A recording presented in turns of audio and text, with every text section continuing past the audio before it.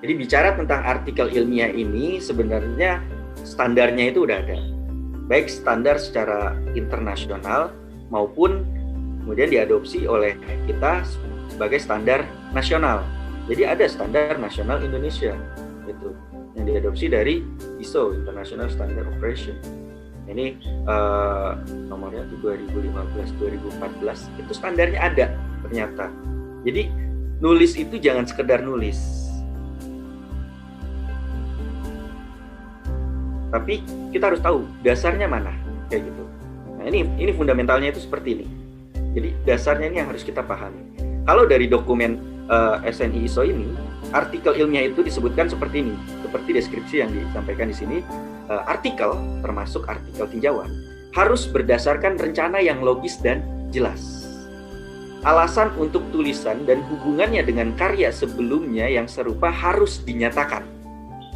Metode dan teknik harus dijelaskan sedemikian rupa sehingga mudah diulang oleh pembaca. Hasil dan diskusi maupun rekomendasi sebaiknya dibahas secara terpisah. Seksi istilah dan definisi ini dapat ditempatkan langsung setelah pendahuluan. Artinya apa? Ini secara deskripsi ya, bagian struktur di di dokumen SNI-nya artikel ilmiah itu disebutkan seperti itu. Ini saya ambil bagian itunya aja, bagian deskripsi itu aja, bagian deskripsi struktur. Jadi dari sini ini yang perlu kita garis bawahi adalah secara standar internasional maupun nasional ya, bahwa sebuah artikel itu harus berdasarkan rencana yang logis dan jelas.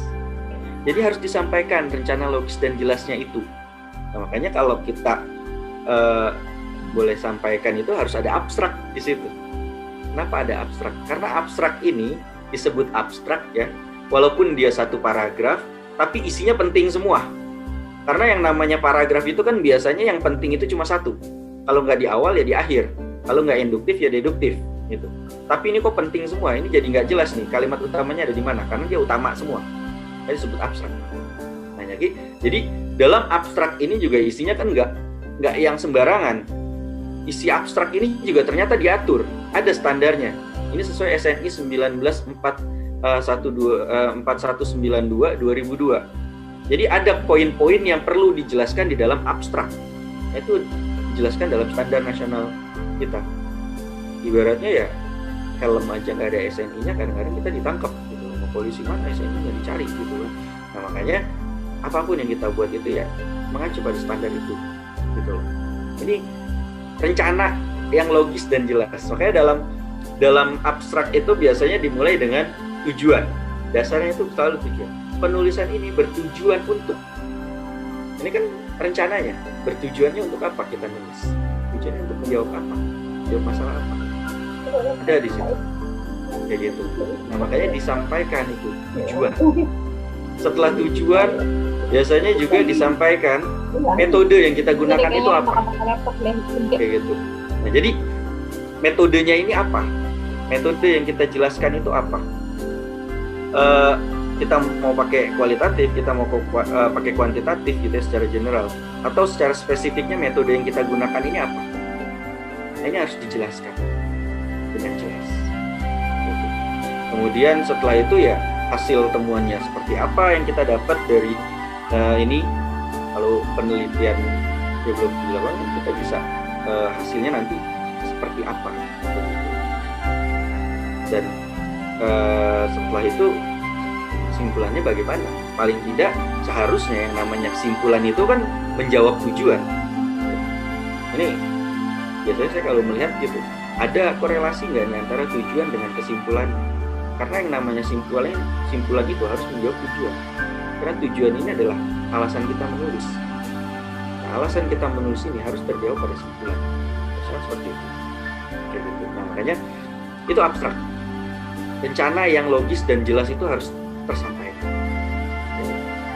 Kemudian berikutnya bisa kita garis bawahi alasan untuk tulisan dan hubungannya dengan karya sebelumnya yang serupa harus dinyatakan. Nah, ini bagian pendahuluan. Makanya di situ kan berisi latar belakang. Apa yang melatar belakangi kita sampai kita kok kepikiran untuk menulis ini. Gitu. Jadi ini apa yang membuat kita akhirnya mengambil judul itu? Gitu. Kayak berisi latar belakang, rumusan masalah. Karena dari fenomena-fenomena ini akhirnya kita menarik sebuah masalah nih, ada masalahnya begini. Karena kalau masalahnya begini sih harapannya dengan tulisan ini kita tujuannya itu bisa menjawab ini, gitu kan. Nah, kenapa kita kayak gini? Itu juga bisa kita tampilkan karya sebelumnya yang serupa. Ya, gitu. Sebelumnya juga pernah dibahas begini. Dalam hal ini kan penelitian yang relevan. Kemudian di poin terakhir dari deskripsi itu juga dibilang seksi istilah dan definisi dapat ditempatkan langsung setelah pendahuluan. Ini untuk artikel ilmiah ya. Jadi nggak perlu poin baru. Ada boleh juga, gitu, boleh langsung. Ini sifatnya boleh. Kalau mau dipisah boleh ya. Digabung juga boleh. Nggak salah kalau digabung. Jadi kajian teoritis ini juga boleh langsung bisa secara istilah, definisi tentang variabel-variabel yang kita ambil ini digabung seperti itu ya, langsung saja nggak apa-apa. Jadi kira-kira itu isi dari penelitian. Kemudian metode dan teknik harus dijelaskan sedemikian rupa sehingga mudah diulang oleh pembaca. Nah, metode penelitian ini harus kita sampaikan karena kita sedang membahas sebuah masalah dan bagaimana cara kita membahas masalah itu harus jelas. Metodenya apa? Ibaratnya kita punya buah. Bagaimana cara kita memotong buah ini? Apakah menggunakan alat berupa pisau, alat manual atau otomatis, mesin misalnya seperti itu. Nah, dalam hal ini kita coba metode yang kita mau membahas ini secara secara mendalam ya, jadi kualitas penelitian ini makanya masuk ke dalam kualitatif gitu kan, atau kita mau bahas secara kuantiti kebernilaiannya ya ada atau tidak harus atau tidak bernilai 1 atau 0 ini akhirnya masuk ke dalam kuantitatif seperti itu. Nah, jadi ini harus jelas. Kita mau menjelaskan secara kualitatif atau kuantitatif.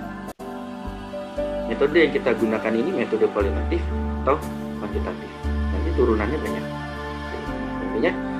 Intinya ditentukan dulu metode kita ini apa, kayak gimana.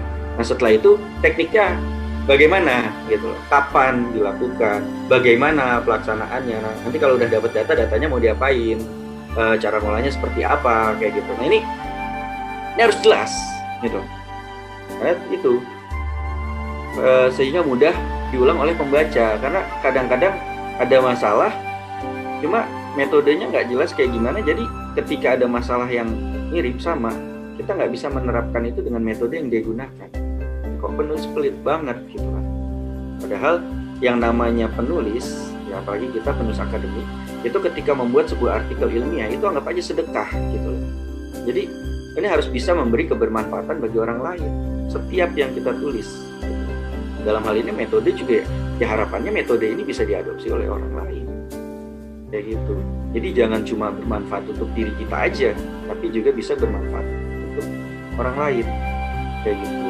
Nah, jadi jelas kapan dilaksanakannya, kemudian bagaimana pelaksanaannya, dan pelaksanaannya ini ya tahap-tahapnya itu ya tahap-tahap penelitian ya, bukan tahap-tahap penulisan. Saya masih beberapa kali menemukan gitu ya dalam penulisan skripsi bahkan ini tahap metodenya itu bukan metode penelitiannya yang dibahas.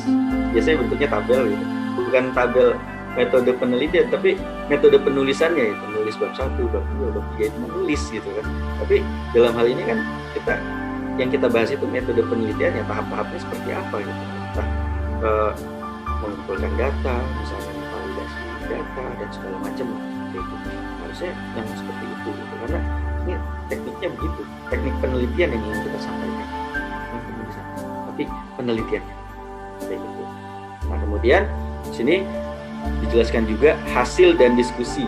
Jadi karena ini apa ya, translate dari ISO kan biasanya dia itu result and discussion. Kalau kita lebih biasa mengindonesiakannya itu kan hasil dan pembahasan. Gitu. Nah, jadi hasil dan pembahasan ini sebenarnya. Hasil dan pembahasan juga rekomendasi. Rekomendasi ini kan kesimpulan saran ya, bagian penutup. Sebaiknya dibahas secara terpisah. Jadi hasil dan pembahasan juga penutup, kesimpulan dan saran ini harusnya dipisah. Supaya jelas bagaimana proses ketika ketemu di lapangan, gitu ya. Di lapangan kita dapat apa aja temuan hasil penelitiannya, kemudian kita menganalisisnya seperti apa, kita bahas temuan itu kan, kita bedah, kita apa segala macam. Ini harusnya poin tersendiri. Baru setelah kita dapat benang merahnya, ini kita ambil sebagai konklusi dalam bahasan yang terpisah. Gitu. Jadi kita dapat, oh ternyata kesimpulannya begini, gitu ya. Kesimpulannya begini. Nah, kuncinya karena kita mau menjawab sebuah masalah, kita jangan berhenti sampai di kesimpulannya begini, selesai. Enggak. Penulis ilmiah, academic writing itu, ya, jadi harus memberikan solusi. Rekomendasinya seperti apa?